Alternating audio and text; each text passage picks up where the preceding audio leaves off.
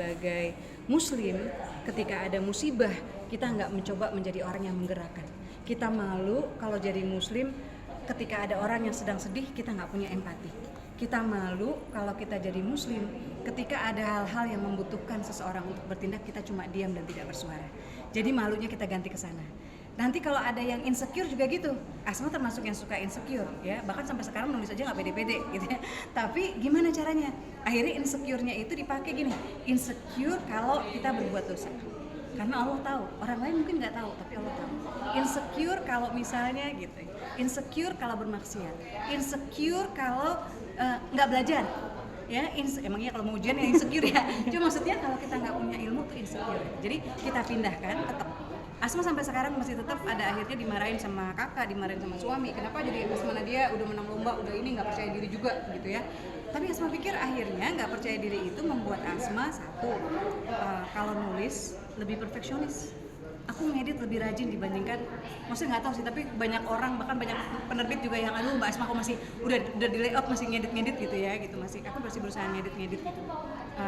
Dan kemudian perasaan tidak percaya diri sebagai penulis itu membantu Asma Nadia untuk nggak gampang sombong, nggak gampang merasa udah puas, nggak gampang merasa paling hebat, karena Asma tahu kekurangan Asma sebagai penulis dan Asma tahu banyak penulis-penulis lain yang lebih hebat.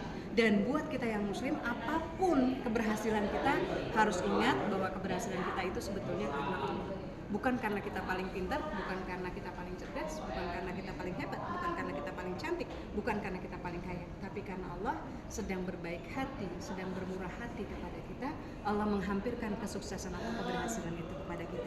Kalau kita menyadari gini, nggak akan ada sombong. Yang ada adalah kita bersyukur sama Allah bahwa ya Allah, alhamdulillah Allah masih ngasih kepercayaan gini, Allah masih ngasih kepercayaan. Terus satu, buat kamu yang malu, yang nggak percaya diri, yang apapun, ingat bahwa kamu selalu punya Allah yang punya segala, paling kaya, ya kan?